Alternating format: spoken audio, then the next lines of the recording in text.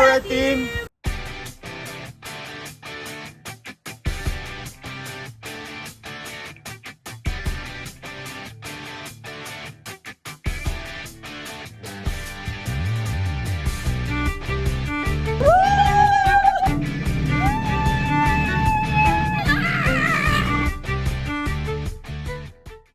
First morning in our hotel, Red Team ang naka-assign for breakfast.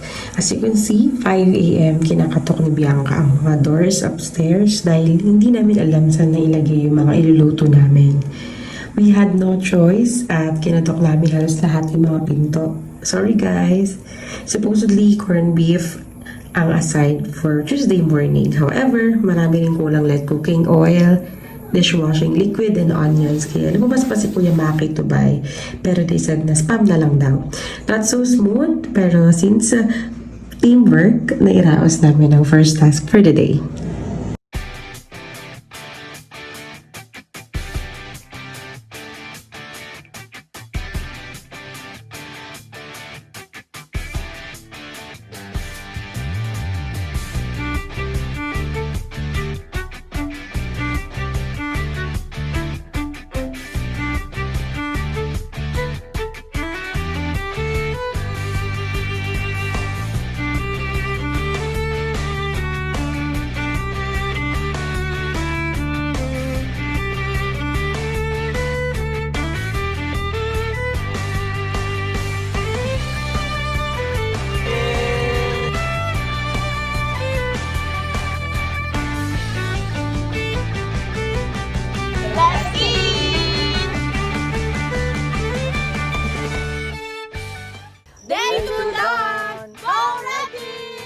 Day 3, Saturation Activity.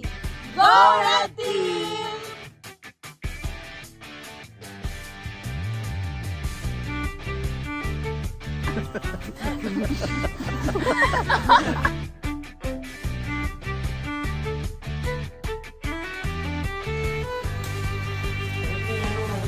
Third day done!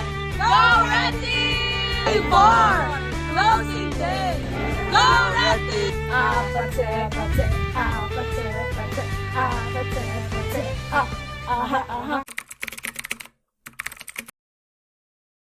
Sa Red Team, sobrang saya ko dyan.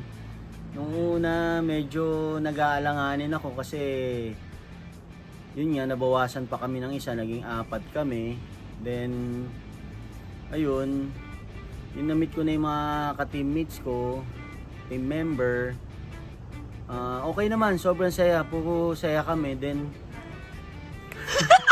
sinusunod lang namin yung mga task na binibigay. Ang saya ko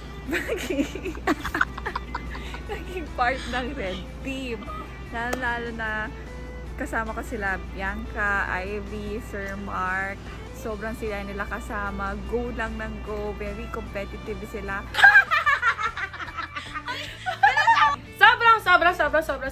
Sobrang saya maging part ng Red Team. Thank you so much sa mga naging ka-team ko. Kuya Maki, si Bianca, si Ana, and super naging productive kami, and I never expected na ganito ka-worth it umattend sa team building na to. So, ayun, thank you so much, and more team buildings to come. So far happy ako and so far proud ako sa team ko, Team Red.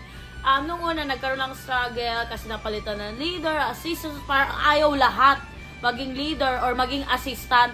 Pero nagawa namin, in-enjoy lang namin. Yon, sobrang happy kami yung mga task na gawa namin. Ang happy kami and sobrang productive. So thank you sa team building na to, naging close, nakilala namin ang isa't isa. Thank you, guys! Red, inaruga po ako nung inampun ako dyan. Pinakain, binihisan, pinasakay, pinasikaso, pinainom. Salamat po sa Team Red.